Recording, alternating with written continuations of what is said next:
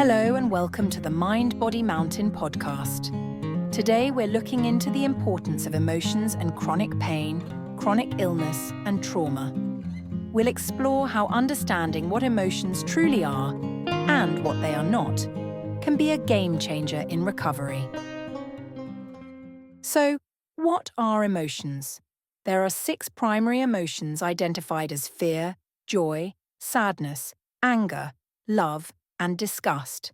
These emotions present themselves to us as felt expressions of the unconscious mind. The emphasis on felt is crucial. Emotions are experienced in the body. They serve as signals from the unconscious, a way for it to communicate directly with us through bodily sensations and reactions. Thoughts and emotions are fundamentally different in their nature and function. Emotions are raw, visceral experiences that arise from the unconscious and are deeply felt in the body, serving as immediate and authentic signals of our inner state. In contrast, thoughts are rational, cognitive processes that we layer on top of these emotional experiences, often as a way to interpret, analyze, or rationalize what we feel. While thoughts can provide valuable context and help us make sense of our emotions, they also have the potential to distort or distract from the core truth that emotions convey. Overthinking or misinterpreting emotions can lead us away from their authentic message, creating mental noise that obscures our ability to connect with the deeper, intuitive wisdom they hold. Recognizing this distinction is key to developing a healthier relationship with both our thoughts and emotions, allowing us to respond more authentically to our inner experiences. For someone free from chronic illness or trauma, their thoughts and emotions may work in harmony, supporting them in living authentically and in alignment with their true self. However, for individuals with chronic illness or trauma, this balance is often disrupted. Their lives may become dominated by thought-driven processes where rationalizations and mental strategies take over, bypassing and suppressing their emotional experiences. This disconnection from their emotions can create a barrier to authenticity, as the vital messages and guidance emotions provide are ignored or overshadowed by the mind's attempts to manage or control their experiences. Let's use an example to contextualize this idea. Imagine Louis receives feedback from his boss about a report he recently submitted. His initial reaction is the emotion of fear, which manifests physically as sensations from his sympathetic nervous system, an increased heart rate, shallow breathing, and sweating. In other words, Louis is experiencing a felt sense of fear through these bodily signals. Alongside this, he has an overwhelming urge to leave the office, a clear flight response. His emotions are communicating fear, and his feelings are signaling the need to escape. If Louis were to act purely authentically in this moment, meaning he listens solely to his emotions, he would indeed run away. This highlights how emotions, when unfiltered by thought, can drive instinctive reactions rooted in survival mechanisms. But Louis doesn't allow himself to fully feel his fear or act on it. Instead, he pushes it down because, in an office environment, such reactions are considered inappropriate. Instead of tuning into his emotions, Louis shifts his focus entirely to his thoughts, which begin racing.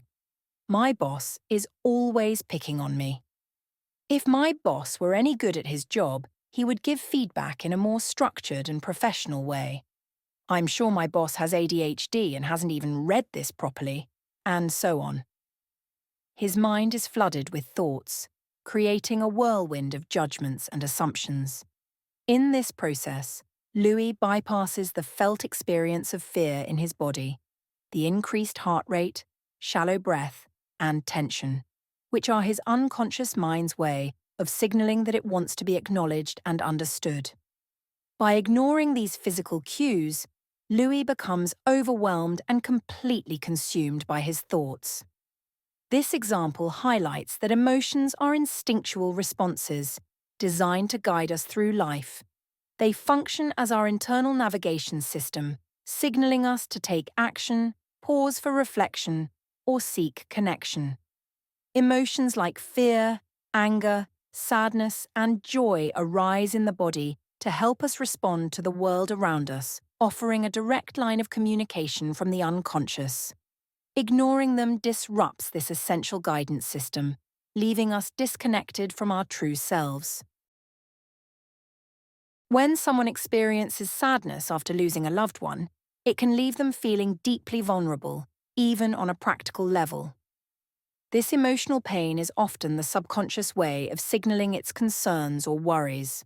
For instance, the pain might be urging the person to reach out to a family member, seeking words of reassurance that the family is there to provide emotional, practical, and even financial support. Additionally, the pain may reflect a need for physical connection, such as a hug, which can further communicate to the subconscious the sincerity and reliability of that support. These actions, both verbal reassurance and physical comfort, help address the subconscious need for security and connection during a time of loss. Another example is when a person feels anger after another car on the road cuts them off, nearly causing an accident. This anger often arises as a natural response to a perceived threat or injustice and is felt intensely in the body. The person might notice a tightness in their chest, their jaw clenching, or their hands gripping the steering wheel harder than usual. The subconscious is signaling its anger, and as we cannot get into a fight with the other driver, we need to provide the body and its hormones and its other biological responses with an outlet. It's an energy that demands release. Upon arriving home, the person can work with the anger and their subconscious requirements by taking immediate action to discharge the built-up tension. They might head straight to the garage, grab a scarf or pillow and scream as loudly as they can into it. Then they might shake their entire body, releasing the pent-up energy stored from the stressful event. This process of releasing the emotion physically, through sound and movement, provides the body and subconscious with a sense of relief and resolution. They may need to repeat this cycle of screaming and shaking a few times until the intensity subsides. If they choose to do nothing and fail to support their subconscious and body in processing the emotion, the unaddressed anger or fear will linger, leaving them feeling restless and agitated. Without an outlet, these emotions remain unresolved, continuing to affect their mental and physical state, often manifesting as tension, irritability, or an ongoing sense of unease. Now, imagine this scenario of an unprocessed emotion being repeated and compounded over time. This is, at its core, what complex trauma represents. It is the accumulation of countless unresolved emotional experiences, each leaving its mark, creating a cycle of ongoing distress and tension within the mind and body. This is exactly what is happening to Louis. He feels an overwhelming urge to run out of the office and away from his boss. His sympathetic nervous system has activated, preparing his body for action. His tense muscles, racing heart, and shallow breaths are priming him to expend energy, much like an athlete bracing at the start of a 100-meter race. But Louis can't run. In situations like this, running away isn't always an option. And in truth, Louis doesn't need to run. His intense reaction isn't about the present moment, it's tied to a trigger from his past. His boss's feedback has reignited a deep-seated fear of losing his job, rooted in an unresolved trauma from a redundancy he experienced years ago. That past event, which Louis didn't emotionally process to completion, has stayed with him, buried in his subconscious and compounded by how he ignores his body's response to subsequent bosses and their comments.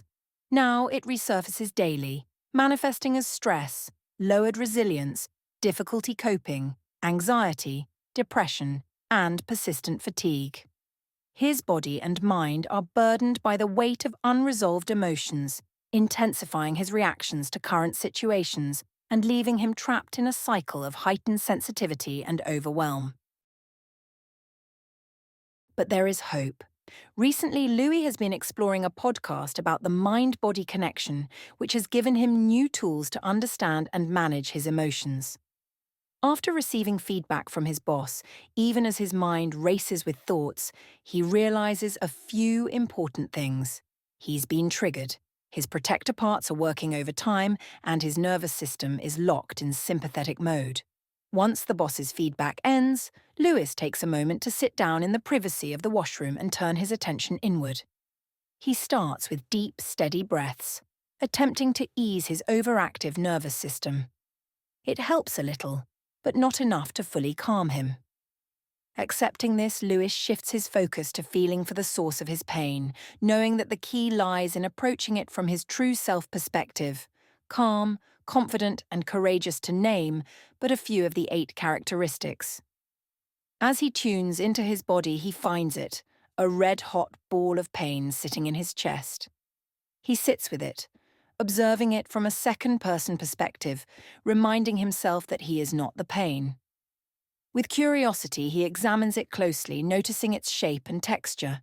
It's round with a tail flaring up into his throat, and it feels white-hot. Though his thoughts continue to pop in, he doesn't resist or block them. Instead, he focuses on his felt sense.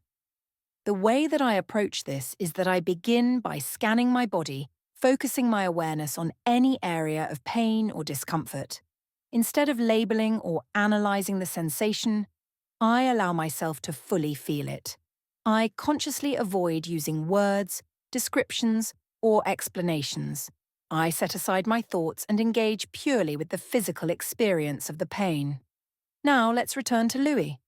As he tunes into his pain and gives it space, the intensity starts to lessen. He gently reminds himself not to overthink or analyze, but to remain present with the sensation in his body. After completing the somatic experiencing practice, Louis takes some time to sit with a pen and paper. He uses this moment to reorganize his understanding of the events connected to the pain.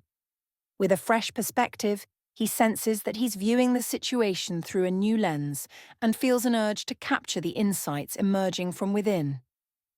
As he reflects, Louis begins to notice that the pain in his chest, his subconscious mind's signal, is trying to convey something meaningful. Sitting quietly, observing without judgment, he asks himself, "What is this pain trying to tell me?" Slowly, a sense of clarity emerges. His subconscious isn't simply causing discomfort for the sake of it, it's asking him to take action to address its underlying worries and fears. First and foremost, it wants Louis to acknowledge the unresolved fear of losing his job, a fear that stems from his past redundancy. By sitting with the pain and exploring its origins, Louis recognizes the subconscious need for reassurance that he is safe, capable, and supported in his current role. The subconscious also wants Louis to take practical steps to feel more secure. It's urging him to reflect on his current job situation objectively, to remind himself of his accomplishments, consider feedback as an opportunity for growth, and take small steps to build his confidence at work. This might include seeking clarity from his boss, asking for more structured feedback, or even talking to a trusted colleague for perspective. On an emotional level, the subconscious is calling for connection and self-compassion. It might be encouraging Louis to reach out to someone he trusts, a friend, a family member, or even a therapist, to share how he feels and gain support. The subconscious knows that expressing vulnerability and receiving reassurance from others can help soothe the old wound that keeps triggering his fear. Finally, the subconscious is inviting Louis to engage in actions that signal to his body that it's safe to let go of the tension. This could mean physical release, like movement, stretching, or even shaking, as well as grounding practices such as mindful breathing or meditation, to help calm his nervous system and bring him back to the present moment. By taking these steps, Louis can begin to address the root of his pain rather than simply reacting to the surface triggers, and move toward greater emotional balance and resilience. When Louis arrives home that evening, he sets aside time for a somatic experiencing practice to help further process and release the lingering emotion of fear. He also reflects on the insights he gained earlier, the subtle actions his body had urged him to take, such as connection with others and self-compassion, and finally, the golden nuggets of clarity his subconscious had revealed. Through this practice, Louis begins to integrate these messages, honoring both his physical sensations and the deeper wisdom behind them. Let's take a moment to look at what emotions are not, because this helps us to really understand. Many people often confuse emotions with feelings and thoughts, but there are important distinctions. Thoughts are the mental dialogue we overlay onto our emotional experiences. For individuals living with chronic illness or trauma, these thoughts are often driven by the protector parts of the internal family systems model. These protectors generate a constant stream of commentary designed to shield us from the raw, painful emotions carried by the exile parts. In this instance, Lewis is having protector part thoughts about his boss's failings because it does not, under any circumstances, want Lewis to remember the fear and pain of his redundancy exile and the lack of security that went with that. Louis is preoccupied with rumination and hurt feelings when really he needs to get to the source and experience it. His body is sending a signal of fear which is causing Louis pain in his chest. The body will continue this sensation or turn it into a chronic illness if Louis does not process or digest the pain. Symptoms like anxiety and depression are the nervous system's way of amplifying the signal, a desperate attempt to get our attention. They arise when an unresolved emotion is left unprocessed, urging us to address what needs healing. Anxiety and depression are not emotions. They are symptoms of not processing emotions. To simplify, I think that anxiety is a symptom of unprocessed fear, and depression is a symptom of unprocessed sadness. Other feelings such as shame and guilt are not emotions but constructs shaped by societal or personal beliefs, and will also relate back to or have the flavor of one of the primary emotions, such as fear, sadness, anger, or joy. By now, I hope you can see why emotions are central to both the development and resolution of chronic illness and trauma. Suppressed emotions don't simply vanish. Instead, they become stored in the subconscious, often manifesting as physical or mental distress over time. This unprocessed emotional debt consumes enormous energy and contributes to what we describe as allostatic load, the cumulative burden of stress on the body. To recover, it's vital to 1. Reconnect with your emotions. 2. Experience them to completion. 3. Take action in accordance with what your pain requires to heal. And then the energy tied up in suppression can reintegrate into your system and be used instead for the good stuff such as healing and growth. When dealing with trauma or chronic illness, I believe this process requires time, daily attention, and immense patience. It's not easy and it can be painful, and may even bring challenges like disrupted sleep or heightened anxiety.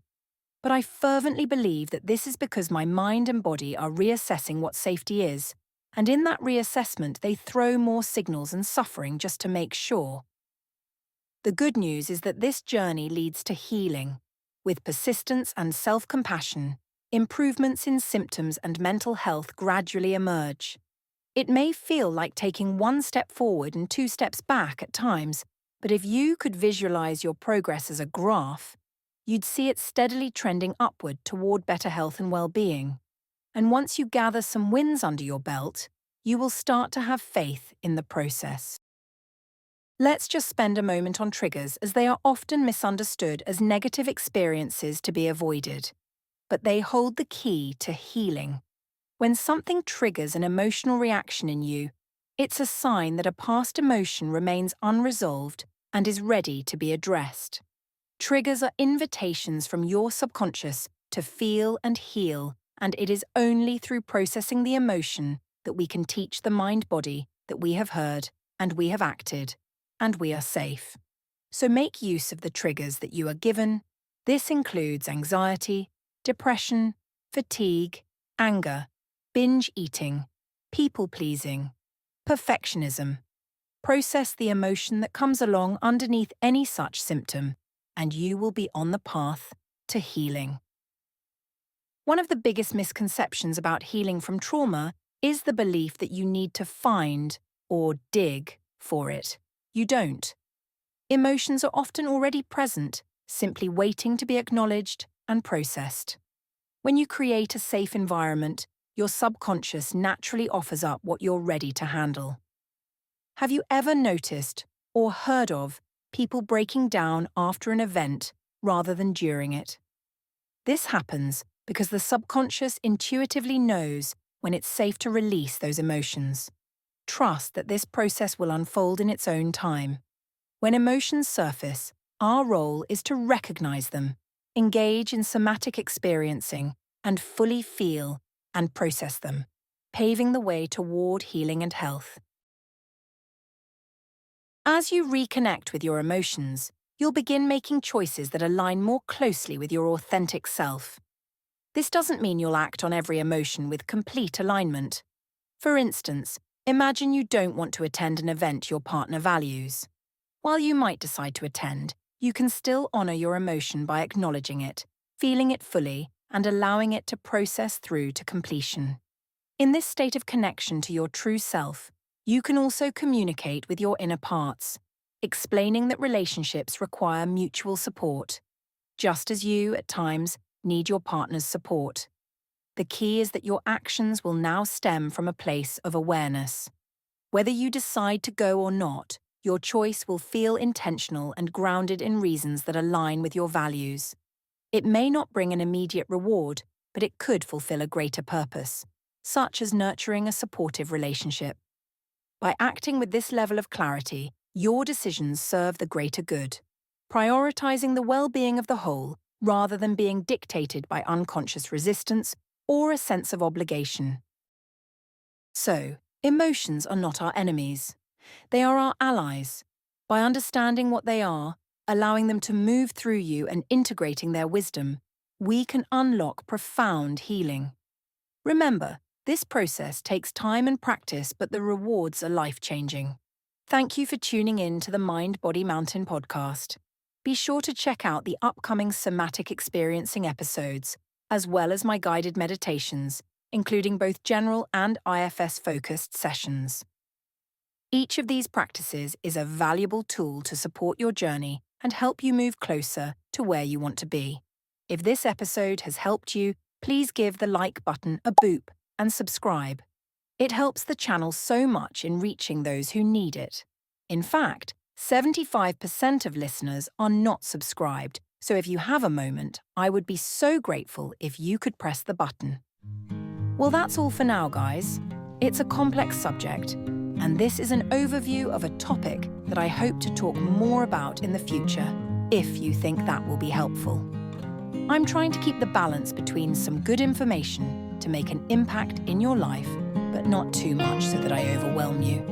Let me know if you have any thoughts on this. Until next time, be kind to yourself and feel the feels.